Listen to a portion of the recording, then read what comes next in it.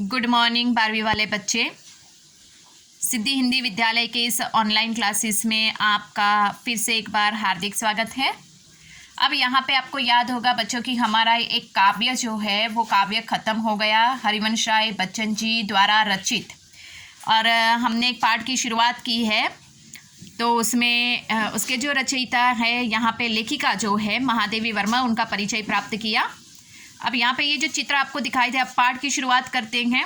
पाठ की शुरुआत करने से पहले बच्चों मैं आपको एक बात बता दूं कि अगर आपके पास हिंदी की किताब नहीं है तो मेहरबानी करके हिंदी की किताब ला दीजिएगा, ताकि यहाँ से आप जो कुछ भी पढ़े समझे, तो अगर आपके पास किताब होगी तो आपको उस पढ़ने में ज़्यादा अच्छा रहेगा, आप समझ पाओगे ज़्यादा अच्छी तरीके से।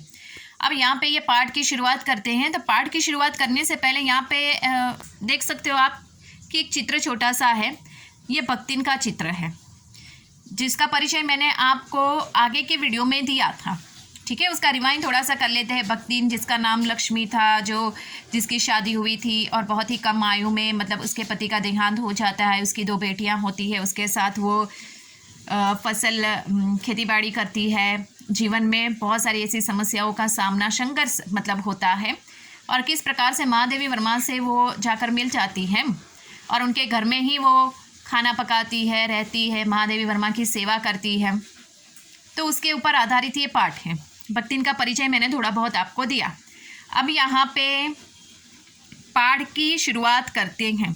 ठीक है, थोड़ा थोड़ा सा पढ़ते जाएंगे और समझते जाएंगे। छोटे कद और दुबले शरीर वाली भक्तिन अपने पतले ओठों से, कानों में दृढ़ संकल्प और छोटी आंखों में एक विचित्र समझदारी लेकर जिस दिन पहले पहल मेरे पास आ उपस्थित हुई थी, तब से आज तक एक युग का समय बीत चुका है। पर जब कोई जिज्ञासु उससे इस संबंध में प्रश्न कर बैठता है, तब वह पलकों को आंधी पुतलियों तक गिराकर और चिंतन की मुद्रा में ठुट्टी को कुछ ऊपर उठाकर विश्वास में कंठ से उत्तर देती, तुम पैचे का बताए यह 50 बरस से संग रहित है। इस हिसाब से मैं 75 की ठहरती हूँ और वो 100 वर्ष की आयु भी पार कर जाती है। इसका भक्तिन को पता नहीं।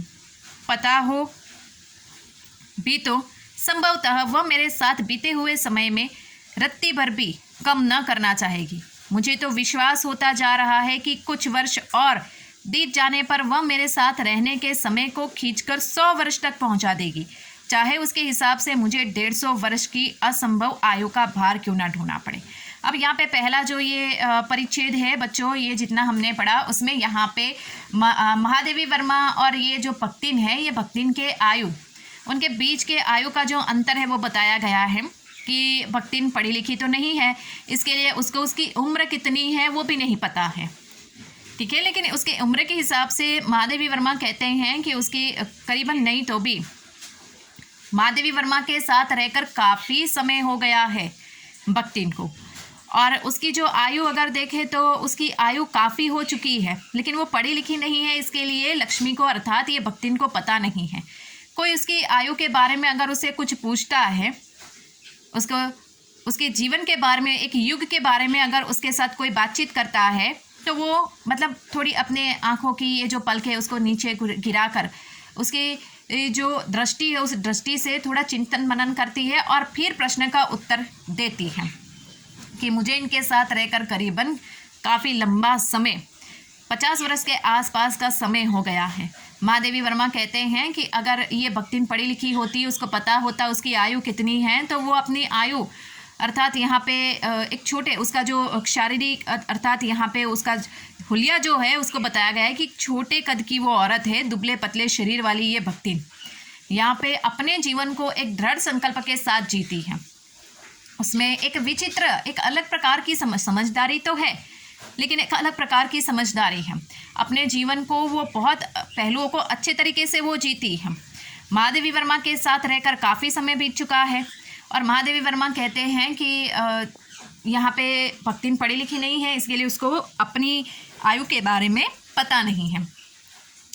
जैसे कि उदाहरण के तौर पे बताऊं कि जैसे कि बहुत सारे संसार में दुनिया में ऐसे इंसान होते हैं। पुराने समय में हमने देखा है कि हमारे घर के भी कुछ एक ऐसे होते हैं जो हमसे उम्र में बड़े होते हैं, बुज़ुर्ग, उनको भी उनके आयु के बारे में, क्योंकि उस समय उतना आज के समय में तो क्या कि हमारे जो पेरेंट्स होते हैं उनको वो तुरंत ही मतलब हमारे जन्म का जो दाखिला होता है, जन्म प्रमाण पत्र जो होता है वो निकलवा लेते हैं। तो उस समय ये सब चीज़ें मतलब इतनी जल्दी नहीं होती थी, उनको याद भी नहीं रहता था। तो ये एक उदाहरण जैसा है। या फिर वो थोड़े समय के बाद वो भूल जाते हैं कि कौन सी साल में कौन से समय उनका जन्म हुआ। बिल्कुल यहाँ पे भक्तिन भी ऐसी ही है, उसको पता नहीं है, लेकिन उसकी आयु को देखकर स्पष्ट लगता है कि उसकी आयु काफ़ी हो गई है। अब दूसरा परिच्छेद पढ़ते हैं। सेवक धर्म में हनुमान जी से स्पर्धा करने वाली भक्तिन किसी अंजना की पुत्र न होकर एक अनाम धन्या गोपालिका की कन्या है। नाम है लक्ष्मी अर्थात लक्ष्मी। पर जैसे मेरे नाम को विशालता मेरे लिए दुर्वर्ण है, वैसे ही लक्ष्मी की समृद्धि भक्तिन के कपाल की कुंचित रेखाओं में नहीं बंध सकती। वैसे तो जीवन में प्रायः सभी को अपने अपने नाम का विरोधाभास लेकर जीना पड़ता है, पर भक्तिन बहुत समझदार है, क्योंकि वह अपनी समृद्धि सूचक नाम किसी को बताती नहीं। केवल जब नौकरी की खोज में आई थी तब ईमानदारी का परिचय देने के लिए उसने शेष इतिवृत्त के साथ यह भी बता दिया, पर इस प्रार्थना के साथ कि मैं कभी नाम ना उपयोग करूं। उपनाम रखने की प्रतिभा होती तो मैं सबसे पहले उसका प्रयोग अपने ऊपर करती। इस तथ्य को वो देहातिन क्या जाने। इसी से जब मैंने कंठीमाला देकर उसका नया नामकरण किया, तब वह भक्तिन जैसा कवित्वहीन नाम को पाकर भी गदगद हो उठी। अब यहाँ पे दूसरा जो परिच्छेद है बच्चों, उसका परिचय हम ले लेते हैं कि सेवक धर्म यानी कि महादेवी वर्मा के घर में ये जो भक्तिन रहती है, ये भक्तिन अपना ये जो धर्म है, ये सेवा धर्म निभाने में हनुमान जी को भी पीछे छोड़ दे। ऐसे वो कोई अंजना की पुत्र तो है नहीं, एक सामान्य इंसान है, लेकिन उसकी सेवा भक्ति बहुत ही ऊपर। कहने का तात्पर्य ऐसा है कि उसकी सेवा भक्ति जो है महादेवी वर्मा के प्रति वो बहुत ही निष्ठावान है। यहाँ पे बताया गया कि वो जिस प्रकार से हम कहते हैं ना कि किसी का नाम भगवान के नाम के आधार पे रखा जाता है, किसी का नाम वार जैसे कि सोमवार मंगलवार के हिसाब से रखा जाता है, अलग अलग प्रकार से लोगों के नाम रखा जाता है, लेकिन नाम के हिसाब से उसमें गुण नहीं होते हैं। समझ में आया बच्चों? तो बिल्कुल उसी प्रकार से यहाँ पे हमें अपने नाम का विरोधाभास कभी कभी सुनने को मिलता है। कभी कोई इंसान, हमें कहते हैं ना जैसा नाम है वैसा मतलब उसमें कोई लक्षण तो दिखाई नहीं देते, बिल्कुल उसी प्रकार से। लेकिन यहाँ पे लक्ष्मी की बात थोड़ी अलग है। लक्ष्मी का जो नाम है उसी के अनुरूप उसमें गुण भी है। वो इतनी ईमानदार है, कर्तव्यनिष्ठा, सेवाधर्मी है, कभी महादेवी वर्मा को बोलने का मौका नहीं दिया। अब यहाँ पे लक्ष्मी जो है महादेवी वर्मा के घर पे जब आती है, तब नौकरी की खोज में जब आई थी, तब उसने महादेवी वर्मा को अपना परिचय दिया था।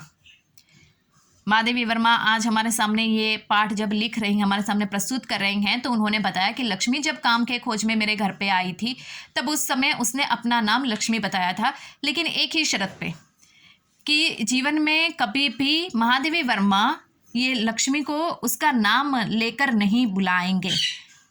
अब महादेवी वर्मा सोच में पड़ गए कि भाई अगर ऐसा उपनाम रखने का अगर ये रिवाज चलता तो सबसे पहले मैं शुरुआत अपने से ही करती। भक्तिन का अगर मैं कोई ये लक्ष्मी का उपनाम रखूँ, उससे अच्छा मैं पहले अपना कोई उपनाम रखती, लेकिन ऐसा कोई रिवाज तो है नहीं। लेकिन अगर ये भक्तिन कह रही है, लक्ष्मी कह रही है कि उसको उसके लक्ष्मी के नाम से ना बुलाकर किसी और नाम से बुलाया जाए, तो यहाँ पे महादेवी वर्मा के हाथ में जो कंठी माला थी, ये कंठी माला वो भक्तिन को देते हैं और फिर उसको ध्यान में रखते हुए और भक्तिन के जो जिस प्रकार से उसका रूप है, अर्थात जिस प्रकार से उसकी वेशभूषा है, उसको देखते हुए यहाँ पे महादेवी वर्मा ने उसका नाम भक्तिन रखा था। ठीक है बच्चों, तो हम हर रोज़ के एक एक, ये पार्ट थोड़ा सा काफ़ी लंबा है, तो एक एक वीडियो में हम एक एक पन्ना यहाँ पे देखेंगे, उसको समझेंगे, पढ़ेंगे, ताकि आपको और ज़्यादा स्पष्ट हो जाए। ठीक है, थैंक यू।